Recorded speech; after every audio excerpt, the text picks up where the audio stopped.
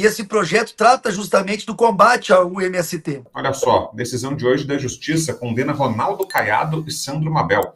Ambos ficam inelegíveis. Ainda cabe recurso da decisão. O documento também determinou que eles fiquem inelegíveis por 8 anos. E aí, Fabiana Barroso, como analisa, Fabi, essa decisão? É importante deixar claro, né, que nada muda, por enquanto, no mandato nem do Caiado, nem do Sandro Mabel, prefeito eleito. Ele vai poder tomar posse em janeiro, mas ambos foram tornados inelegíveis, e a acusação é de que usaram o Palácio das Esmeraldas, que é a sede do governo goiano, para atos de campanha, né? Como é que você viu essa decisão? Qual a sua análise, Fabi?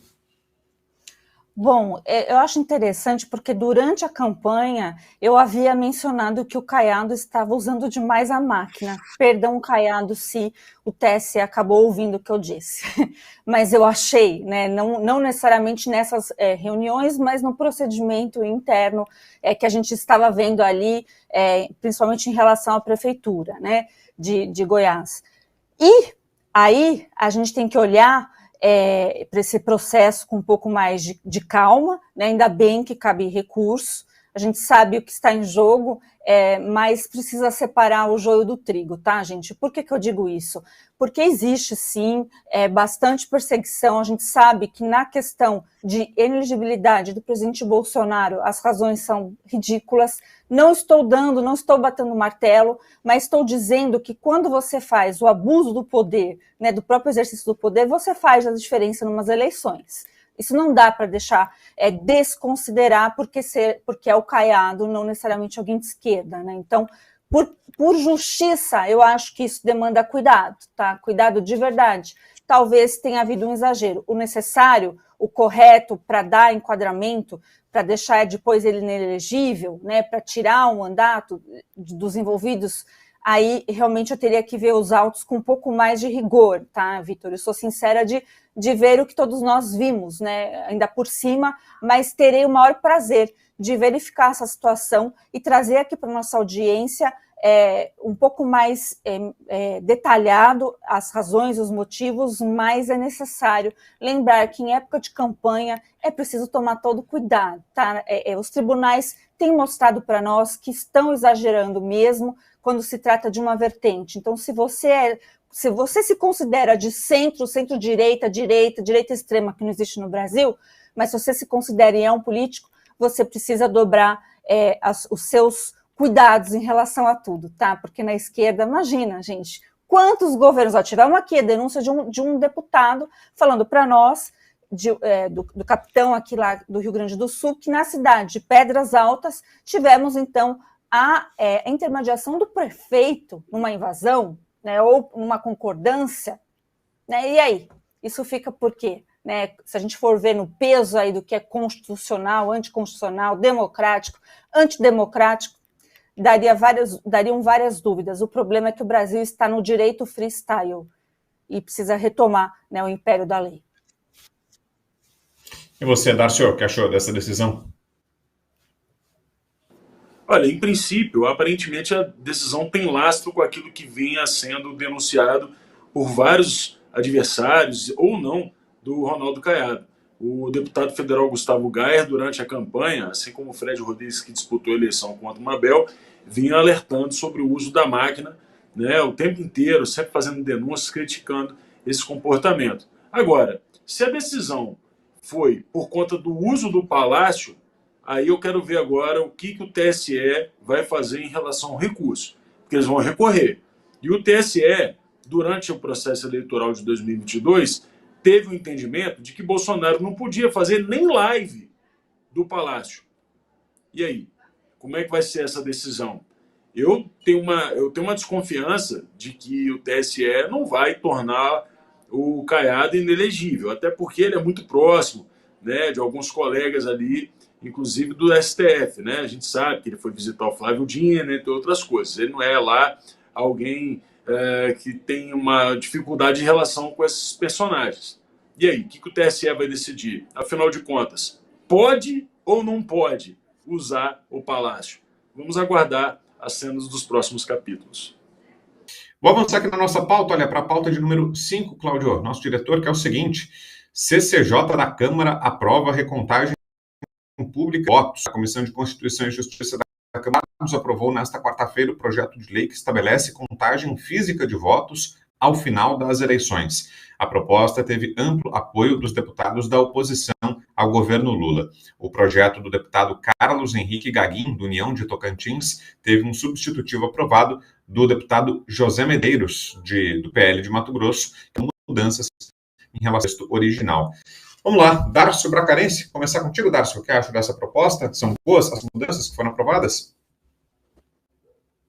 É importante a aprovação, apesar de saber que, sendo um projeto de lei, provavelmente a gente vai ter aí uma série de questionamentos e uma provável intervenção do Supremo.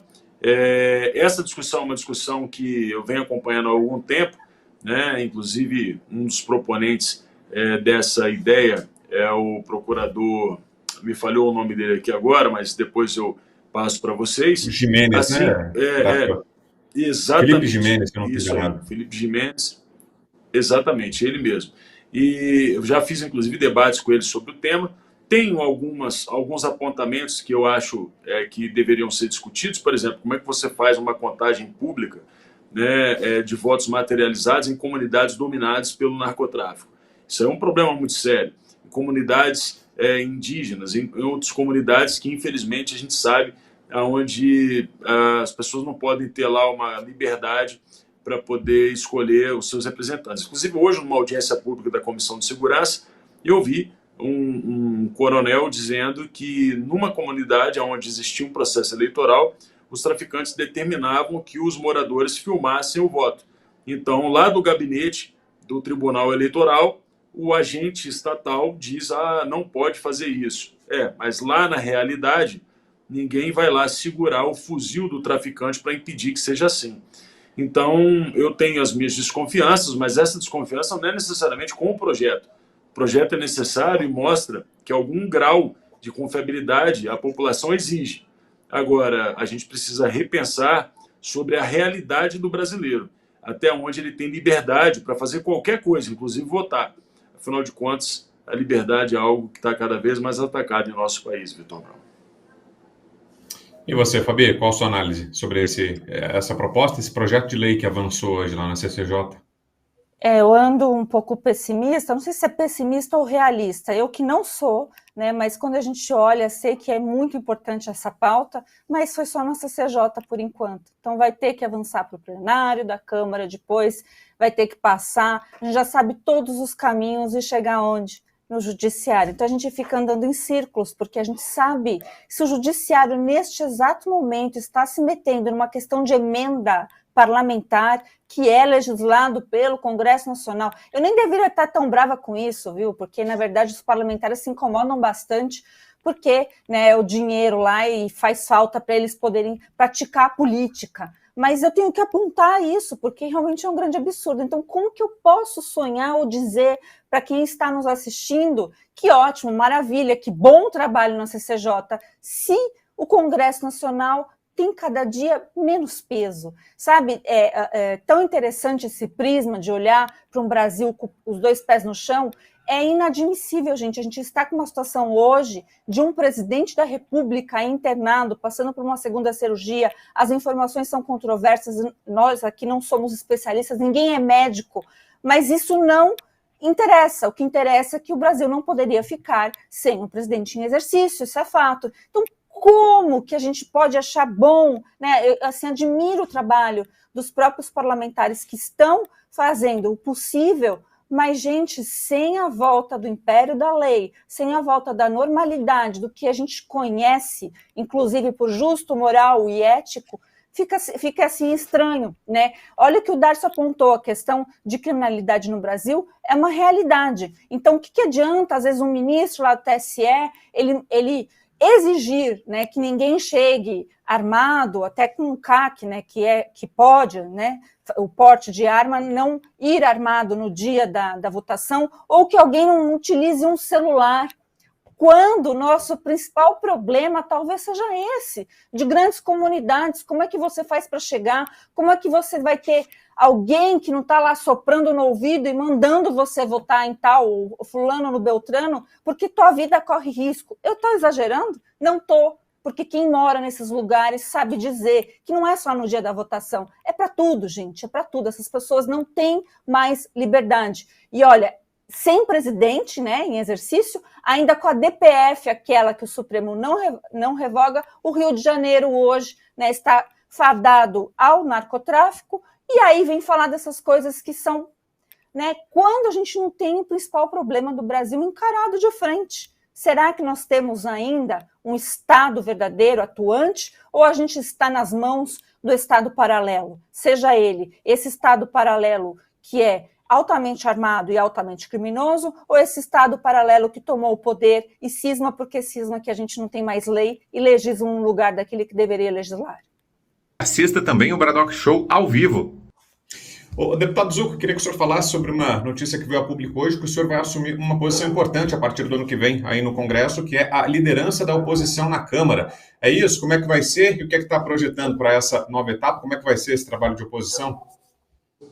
Não, eu estou muito feliz com o apoio do Evair aí. O Evair foi um dos grandes proponentes, mas na verdade a gente tem a responsabilidade de mostrar para a sociedade que não é oposição por oposição, mas é mostrar que esse projeto de poder, esse projeto de vingança, essa forma de narrativa que eles estão fazendo em atacando o presidente Bolsonaro, a direita conservadora, os nossos patriotas, é para esconder o que eles não entregam na economia, sendo no aumento da cesta básica, no aumento do dólar, na insegurança, né? Criminalizando os clubes de tiro, os nossos atiradores, colecionadores, caçadores, na saúde, com uma ministra incompetente que vive nas capas de jornais aí por escândalos. Enfim, um governo federal irresponsável, incompetente. Nós vamos ter, sim, uma oposição com a ajuda do Evair, com a ajuda do Dácio, com a ajuda dos parlamentares aqui, do capitão Martim, lá no Rio Grande do Sul, para que a gente mostre para a sociedade que o que eles fizeram foi nos enganar em 2022. Tínhamos aí uma equipe de craques com Paulo Guedes, Tarcísio, Tereza Cristina, Marcos Pontes e tantos outros ministros técnicos, e hoje nós temos quem? Se eu fizer uma provocação e quem está na audiência, para citar rapidamente 5 ministros, eles vão lembrar do Tachad, porque é o cara que mais nos prejudica, e os demais não sei nem se vão saber quem é. Quem é o ministro da Educação? Quem é o ministro do Meio Ambiente? Quem é o ministro dos Direitos Humanos? O Direitos Humanos, inclusive, que recentemente aí, vulgo Taradão, que teve problemas também, né? Em relação até assédio. Enfim, eu não tenho dúvida que essa oposição em 2025 será uma oposição muito efetiva, responsável, mas nós vamos na ferida. Vamos mostrar que enquanto eles nos atacam para tirar o foco, eles estão destruindo o nosso país. Porque não tem projeto de nação, tem projeto de poder. Ô, deputado, e queria que o senhor falasse também sobre uma solicitação que o senhor apresentou, até aproveitando para abreviar o tempo, já passo a palavra aqui ao capitão Martim, ao deputado Evair também, mas só para aproveitar o Zucco aqui enquanto ele está conseguindo permanecer aqui com a gente. Foi aprovada hoje lá na CCJ, aliás, uma proposta que diz o seguinte, que proprietários de terra poderão chamar força policial para retirada imediata de invasores. Queria que o senhor detalhasse isso para a gente, por favor. Olha, eu estou até... Obrigado pela pergunta, é o nosso projeto de lei 8262 e o Evair, eu tenho que fazer este elogio, ele é nosso presidente da Comissão da Agricultura, um parlamentar de escola aí que está muito atento. Esse projeto de lei 8262, ele realmente vai ajudar muito o agro que sofre críticas do governo federal, o agro fascista, direitista, o agro que alimenta o mundo e o Brasil, que eles gostam de falar que é o celeiro do mundo, mas que na hora das críticas não é poupado. Enquanto o Evair, eu e outros parlamentares sempre procuramos valorizar.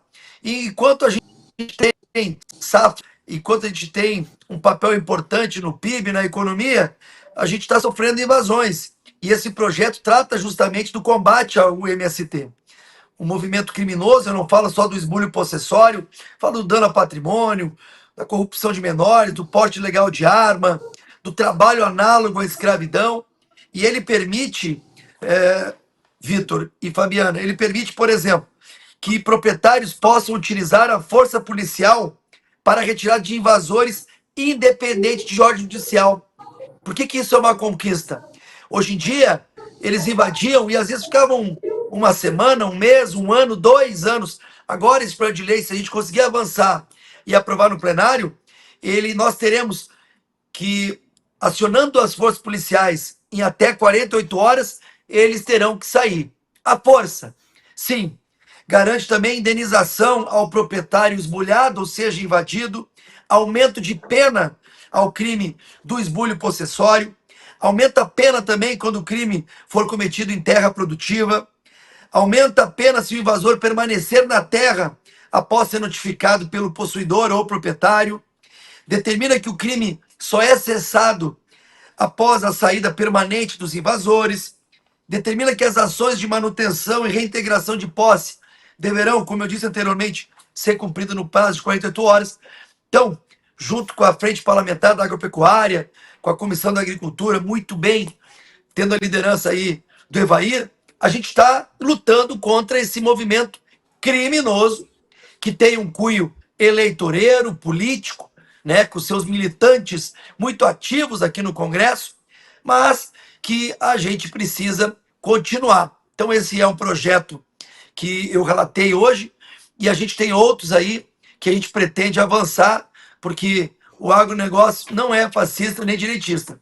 O agronegócio é dos brasileiros. Boa. E aí, Fabi, o que achou da iniciativa? Uma boa medida? Nossa, eu estava ouvindo, parece até um sonho, né? Se tivéssemos esse mesmo tipo de projeto em outras áreas que envolvessem segurança pública, porque a gente está vendo a demonização da polícia, ao contrário também de não apreciar mais a cidadania, parece que o bandido sempre tem razão, e bandido é bandido, seja no campo, seja na cidade, né? As intenções são sempre as mesmas, e o malandro só cresce onde tem vácuo. Então, fiquei realmente, estava ouvindo aqui, acho que vai enfrentar uma dificuldade aí, obviamente, né, dos bandidólatras que tem no Congresso Nacional, que gosta de um bandido, ou o pessoal que gosta de um bandido, né? Os senhores sabem muito mais do que eu. E depois, talvez, enfrentem também, né, um processo, um judiciário, talvez, dizendo alguma coisa ou outra, né? O que a gente está ficando... aquele lenga-lenga cansativo já, porque o Congresso Nacional debate com a sociedade, é eleito pela sociedade brasileira, vale ou não vale, né? A gente sempre vai falar isso, está valendo? Então tem que valer o que o Congresso Nacional decidiu. E aí eu vou até emendar já, aproveitar a sua presença aqui, de todos vocês, para perguntar também como está a história da emenda, porque também o Congresso Nacional legislou, né? E aí o Dino decidiu que aquilo tudo não valeria. Evair. Fabi, é bacana e necessário o seu questionamento. Esse empoderamento, né, do STF, se tornar os senhores acima da razão e do próprio texto constitucional, é preciso destacar que é pela omissão histórica do Senado Federal de não ter, em momentos cruciais, ter colocado esse pessoal no devido lugar deles, das responsabilidades deles. Essa omissão, né, que eu digo do Senado Federal, do ponto de vista quantitativo, porque nós temos uma minoria, sim, lá no Senado que trabalha, luta, questiona, se posiciona, mas aritmeticamente ela é menor do que o número suficiente para fazer qualquer questionamento. É mais ou menos o pai que a gente é, ou como filho, né? Aquele pai que nunca fez uma correção ao filho, nunca deu um bom conselho, nunca fez um bom caminho, foi dando asa, um dia que perdeu completamente o controle. Eu digo que nós perdemos o controle do STF, e quem é responsável por isso, histórica, é o Senado Federal, que nunca colocou esse senhor no seu devido lugar. E aí chega lá um Flávio Dino, né? Alguém com o currículo dele chegar ao STF em qualquer país minimamente sério. Mas aqui no Brasil, infelizmente, quem tem um Lula como presidente da República, né, esse descondenado, um homem réu confesso de diversos crimes, ele mesmo achava que jamais chegaria por lá. Faz indicação, o Senado homologou, e agora o Flávio Dino, cheio de razão que foi o pior governador da história, o pior estado do Brasil, o estado só pelo currículo político dele, jamais poderia. Quem é Flávio Dino para questionar moralidade, retidão, cobrar resultados, cobrar eficiência, cobrar zelo pelo dinheiro público, Flávio Dino? Olha o seu currículo como governador, né, a sua responsabilidade, o pior índice de saneamento do Brasil, o pior índice de segurança do Brasil, qualidade de vida das piores do Brasil, infraestrutura. Agora o Flávio Dino, que é esse expertise em coisa ruim, em tragédia, em desgraça, em indicadores horríveis. O pior IDH do Brasil é do seu estado. Agora foi empoderado pelos senhores do Senado e ele está lá agora querendo ser o senhor da razão. Ele é muito preocupado. E aqui eu quero trazer um mérito a Jair Bolsonaro e a Paulo Guedes. Estava aqui no mandato passado, Zuco, e o Paulo Guedes sempre disse: quem quer dialogar com o Brasil tem que empoderar o parlamento. São os deputados que conhecem os municípios do Brasil, o rincão do país, não é o governo federal. O ministro da Fazenda, por mais competente, esquecido que seja, o presidente da República, o executivo, hoje já mais com 40 ministérios, mas mesmo assim, o dia a dia do interior do Brasil, principalmente, quem conhece são os parlamentares. E Paulo Guedes sempre disse: eu vou empoderar os parlamentares para que eles, sim, conhecem o país, possam levar dinheiro, emendas, investimentos, propor ações políticas públicas para falar com todos os brasileiros.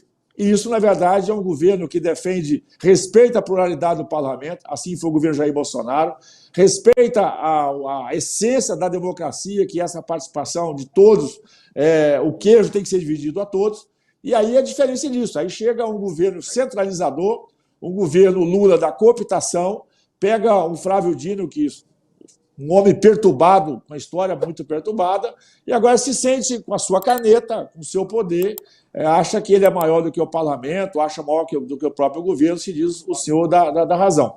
Nós vamos ter que ter muita paciência. Eu espero encontrar o Zuco no Senado daqui a 2 anos.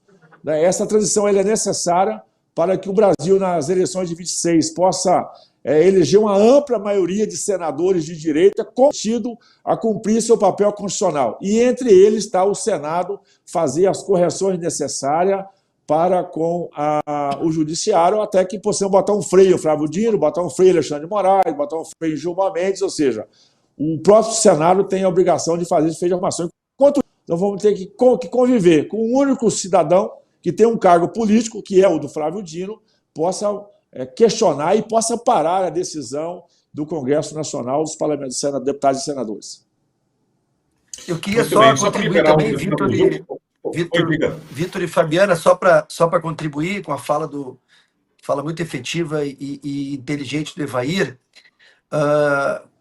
Eu me pergunto, né, que esse ministro, ele foi, eu não sei quantos mandatos, mas cabe aí a gente fazer uma pesquisa e ver como é que ele utilizava as emendas. Se ele também abria mão de utilizar as emendas.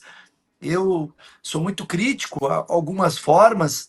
Acho que a gente poderia realmente ter, né, uma reestruturação, melhorar ainda mais para que as emendas chegassem de forma com mais qualidade na mão dos prefeitos, que são aqueles que estão no dia a dia com a sociedade. Mas eu me pergunto como é que faz, né? Como é que era o deputado Flávio Dino aqui em relação também às emendas. E o que o Evair falou é uma realidade. Nós temos que ter persistência, resiliência, nós temos que ter o entendimento que o STF extrapolou e muito, né, os seus afazeres em relação ao Executivo e ao Legislativo. Hoje, os ministros legislam, decidem, desrespeitam o parlamento. Nós precisamos, estava recebendo aqui, comigo estava a deputada Helena, destinamos emendas parlamentares para o hospital, no meu caso, no valor de 300 mil. Ele também destinava normalmente emendas. Então, a gente precisa entender que hoje o Supremo Tribunal Federal precisa de um peso e contrapeso. E isso será por meio de candidatos nos 26 estados da federação, no Distrito Federal, com o apoio da direita conservadora, com o apoio do presidente Bolsonaro. O Evair também é um nome muito forte para a majoritária, mas eu acho que nós precisamos ter a responsabilidade e a resiliência. 2025 vai ser um ano muito difícil, um ano de muito ataque, ainda na direita. Nós estamos vendo claramente o cerceamento dos direitos do parlamentar. Nós estamos vendo a injustiça plena enquanto se solta traficante, corruptos e se prende mulheres por estarem no local, por dano a patrimônio, mas que puna por isso e não por outra coisa. Mas enfim, nós vamos resistir, vamos persistir. Eu não tenho dúvida que em 26 a gente está de volta. Quero agradecer, obrigado, Vitor e Fabiano. Desculpa essa minha indelicadeza, mas vou correndo lá para o nosso plenário, que eu vou agora também debater sobre um projeto no qual eu fui relator, e eu quero aí agradecer sempre o Bradock e me deixar à disposição. Olá, aqui é o Rodrigo Constantino e eu estou passando para te convidar para assistir o Bradock Show ao vivo pelo YouTube. Esteja conosco de segunda a sexta, a partir das 20 horas de Brasília. A sua noite com os melhores comentaristas de política do Brasil é no Bradock Show.